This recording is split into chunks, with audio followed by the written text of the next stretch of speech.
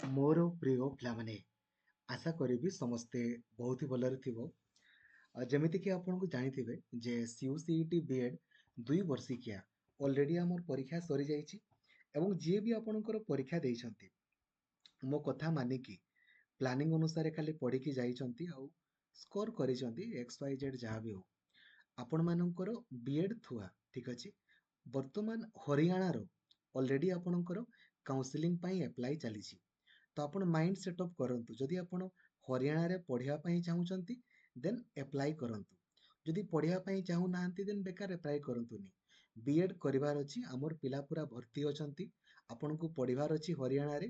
ଆପଣ CU/CET B.Ed ପରୀକ୍ଷା ଦେଇଛନ୍ତି, ଆପଣଙ୍କୁ ଏବେ ସାର୍ ମୋର ଏତିକି ସ୍କୋର ଅଛି, ମୋର ଏତିକି ସ୍କୋର ଅଛି, ମୋର ହବ କି ନାହିଁ ବାଗେରା ବାଗେରା। ଆପଣଙ୍କୁ କରିବାର ଅଛି B.Ed, ଆପ୍ଲାଏ କରିଦିଅନ୍ତୁ, ଆପଣଙ୍କର ହେଇଯିବ। ଠିକ୍ ଅଛି। କେତେ ଆପଣ, କାହିଁକି ନା କାହାର କେତେ ସ୍କୋର ଅଛି ତ ମୁଁ ଜାଣିନି, ତେଣୁ କରିକି ଆପଣ ଯଦି କରିବା ପାଇଁ ଚାହୁଁଛନ୍ତି କରନ୍ତୁ ହେଲା। ଏବେ ଦେଖନ୍ତୁ, ଆପଣଙ୍କର ମନରେ ଗୋଟେ ପ୍ରଶ୍ନ, ସାର୍ ଗୋଟେ ଜିନିଷ ହଉଛି, ସାର୍ ଯୋଉମାନେ ଯୋଉ ୟୁନିଭର୍ସିଟିକୁ ଚୁଜ୍ କରିନଥିବେ ସେମାନେ ସେଇ ୟୁନିଭର୍ସିଟି ପାଇଁ ଆପ୍ଲାଏ କରିପାରିବେ କି ନାହିଁ? ଦେଖନ୍ତୁ, ପୂର୍ବରୁ ସେମିତି କିଛି ନଥିଲା। ଖାଲି ଆପଣମାନେ ଯଦି ଖାଲି ପରୀକ୍ଷା ଦେଇଛନ୍ତି ନା, କାହିଁକି ନା ସେଇଠି ଆପଣଙ୍କର ରୋଲ ନମ୍ବର ପଚାରିବ, ଆପଣମାନେ ପରୀକ୍ଷା ଦେଇଛନ୍ତି ଆପ୍ଲାଏ କରିପାରିବେ। ଚୁଜ୍ କରିଥିଲେ ନ କରିଥିଲେ ସେଇ ୟୁନିଭର୍ସିଟିକୁ ବାଗେରା ବାଗେରା କିଛି ପ୍ରୋବ୍ଲେମ୍ ନାହିଁ। ବଟ୍ ଆପଣ ଯଦି ପରୀକ୍ଷା ଦେଇଛନ୍ତି, ଆପଣଙ୍କର ସ୍କୋର କାର୍ଡ଼ ଅଛି, ଆପଣ ଆପ୍ଲାଏ କରିପାରିବେ। ଠିକ୍ ଅଛି। ସେଥିପାଇଁ ମୁଁ କୁହେ ଯେ ପିଲାମାନେ ମୋ କଥାକୁ ମାନିବରେ, ମୋ କଥାକୁ ଯିଏ ଗ୍ରହଣ ନ କରେ ଆଉ କିଛି କରିହେବନି। ମୁଁ ଛୋଟ ପିଲାଙ୍କ ଭଳିଆ ଗାଇଡ୍ କରେ, ପିଲାମାନେ ୟାକୁ ଏଡ୍ କରିଦିଅରେ, ସବୁ କଲେଜକୁ ଏଡ୍ କରିଦିଅ ନା। ଟଙ୍କା ତ ପଡ଼ୁଛି କି? ଟଙ୍କା ପଡ଼ୁନି, ଫ୍ରି ପଡ଼ୁଛି। କିନ୍ତୁ ଯିଏ ମୋ କଥାକୁ ଗ୍ରହଣ କରେନି କଣ କରାଯିବ? ବଟ୍ ଅରିଡ଼ବାର କିଛି ନାହିଁ, ଆପଣମାନେ ଆପ୍ଲାଏ କରିପାରିବେ। ଦେଖନ୍ତୁ, ୟାର ଅଫିସିଆଲ ୱେବସାଇଟ୍ କ'ଣ? ଆପଣ ସିମ୍ପଲି ଗୁଗୁଲରେ ସର୍ଚ୍ଚ କରିବେ CU ହରିୟାଣା। ଠିକ୍ ଅଛି। ସବୁ ୟୁନିଭର୍ସିଟି ପାଇଁ ସେପାରେଟଲି ଆପଣଙ୍କୁ ଆପ୍ଲାଏ କରିବା ପାଇଁ ପଡ଼ିବ। କୋରାପୁଟର ଏପର୍ଯ୍ୟନ୍ତ ଆରମ୍ଭ ହେଇନି। ଆପଣମାନେ ସର୍ଚ୍ଚ କରିବେ CUO କୋରାପୁଟ, ଏମିତି ସର୍ଚ୍ଚ କରିବେ। କୋରାପୁଟର ଏପର୍ଯ୍ୟନ୍ତ ଆରମ୍ଭ ହେଇନି।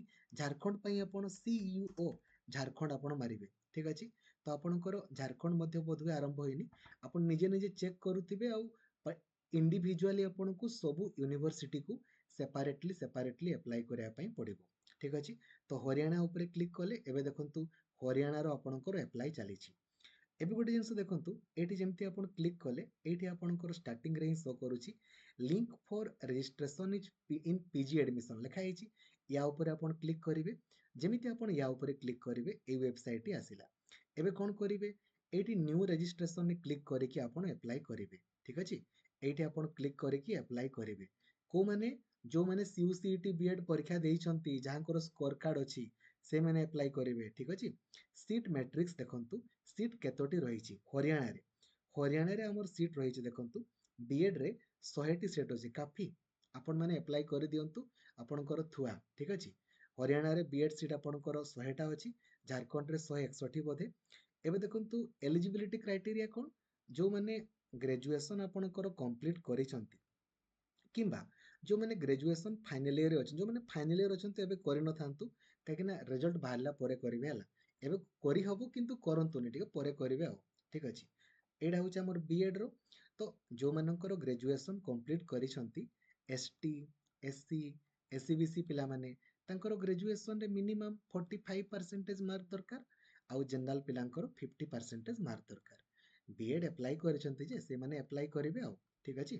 ଏବଂ ଏହାର ସେଡ୍ୟୁଲ୍ ଦେଖି ଦିଅନ୍ତୁ, ଲାଷ୍ଟ ଡେଟ୍ କେବେ ଅଛି? 22 ତାରିଖରୁ ଆପଣଙ୍କର ଷ୍ଟାର୍ଟ ହେଇଛି, 21 ମେ ଆପଣଙ୍କର ଲାଷ୍ଟ ଡେଟ୍। ତାପରେ ଆପଣଙ୍କର ସିଲେକ୍ସନ୍ ଲିଷ୍ଟ ବାହାରିବ ଆଉ। First selection, second selection list ବାହାରିବ। ଖାଲି ଗୋଟେ ଜିନିଷ ମନେ ରଖିବରେ, ଆପ୍ଲାଏ କଲା ସମୟରେ ନା ଖାଲି କ'ଣ କରିବ କହିଲ? ଇମେଲ୍ ଆଇଡି, ମୋବାଇଲ ନମ୍ବର ଭଲସେ ଦେବ, କାହିଁକି ନା ଇମେଲ୍ ଆଇଡିରେ ହିଁ ଆପଣଙ୍କର ଡାଇରେକ୍ଟଲି ଏଇ ଯୋଉ ଜଏନିଂ ଲେଟର ଆସିବ।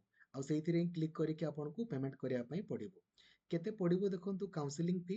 ST, SC, ଦିବ୍ୟାଙ୍ଗ ଲେଡିଜ୍ ମାନଙ୍କୁ 300 ପଡ଼ିବ। ଆଉ ଯୋଉ ଜେନେରାଲ ଆପଣଙ୍କର ଆଉ OBC ପୁଅମାନେ ଆପଣଙ୍କ ରହିଲେ, ସେମାନଙ୍କର ସରି ସେମାନଙ୍କୁ 300 ପଡ଼ିବ। ST, SC, ଦିବ୍ୟାଙ୍ଗ ଲେଡିଜ୍ ମାନଙ୍କୁ କିଛି ପଡ଼ିବନି। OBC ଆଉ ଜେନେରାଲ ଆପଣଙ୍କର ପୁଅମାନଙ୍କୁ ଆପଣଙ୍କର ପଡ଼ିବ 300 ଟଙ୍କା। ଠିକ୍ ଅଛି। ତ ଆପ୍ଲାଏ କରିଦିଅନ୍ତୁ। ଏଇ ୱେବସାଇଟ୍କୁ ଗଲା ପରେ ଆପଣମାନେ ଦେଖନ୍ତୁ ଏଇଠି ନ୍ୟୁ ରେଜିଷ୍ଟ୍ରେସନ୍ ଉପରେ କ୍ଲିକ୍ କରିବେ ଆଉ ଆପ୍ଲାଏ କରିବେ। ଆପଣ କହିବେ ସାର୍ ଟଙ୍କା ଦେଲେ ସିଓର ସଟ୍ ମିଳିବ କି? ନାଇଁ ରେ, ଏଇଟା କାଉନସିଲିଂ ପରେ ଆପ୍ଲାଏ କରିବେ, ଯୋଉଠି ହେଲେ ମିଳିବ। ଏଇଠି ବି କରିବେ, ଝାଡ଼ଖଣ୍ଡ କରିବେ, କୋରାପୁଟ କରିବେ, ସବୁ ଜାଗାରେ କରିବେ, ଦିଲ୍ଲୀ କରିବେ, ଗୋଟେ ପରେ ଗୋଟେ ଆପ୍ଲାଏ କରିବା ପାଇଁ ପଡ଼ିବ। କୌଣସି ନା କୌଣସି ଜାଗାରେ ଆପଣଙ୍କୁ ମିଳିଯିବ। ଦେଖନ୍ତୁ ନ୍ୟୁ ରେଜିଷ୍ଟ୍ରେସନ ଉପରେ କ୍ଲିକ୍, ଯେମିତି ଆପଣ ନ୍ୟୁ ରେଜିଷ୍ଟ୍ରେସନ ଉପରେ କ୍ଲିକ୍ କଲେ ଏବେ ଆପଣଙ୍କର ନିଜର ଆପ୍ଲିକେସନ ନମ୍ବର ଦେବେ, ଡେଟ୍ ଅଫ୍ ବାର୍ଥ ଦେବେ, ଏଇଠି କ୍ଲିକ୍ କରିକି ତାପରେ ଆପଣଙ୍କର ଦେଖିବେ ଭଲସେ ଆସିବ, ସବୁ ଜିନିଷ ଆସିବ, ଗୋଟେ ପରେ ଗୋଟେ କରିବେ ଆଉ। ଠିକ ଅଛି, ଆରାମସେ କରନ୍ତୁ, କିଛି ୱରିଡ୍ ହେବାର ନାହିଁ। ସାଙ୍ଗମାନଙ୍କୁ ବି ଜଣେଇ ଦିଅନ୍ତୁ, ସବୁ ସାଙ୍ଗ ଯିଏ ବି ପରୀକ୍ଷା ଦେଇଛି CU/CET ବିଏଡ୍ ପରୀକ୍ଷା ତାଙ୍କୁ କାଉନସିଲିଂ ପାଇଁ ଆପ୍ଲାଏ କରିବା ପାଇଁ କହିଦିଅନ୍ତୁ। କୋରାପୁଟର ଦେଖନ୍ତୁ, କୋରାପୁଟର ଏବେ ଆରମ୍ଭ ହେଇନି, ଝାରଖଣ୍ଡର ଝାରଖଣ୍ଡର ବି ଆପଣଙ୍କର ଆରମ୍ଭ ହେଇନି। ଯେମିତି ଆରମ୍ଭ ହେଇଯିବ ମୁଁ ଆପଣଙ୍କୁ ଭିଡ଼ିଓ ମାଧ୍ୟମରେ ଜଣେଇ ଦେବି। ଠିକ ଅଛି, ଥ୍ୟାଙ୍କ ୟୁ, ଜୟ ଜଗନ୍ନାଥ, ଧନ୍ୟବାଦ।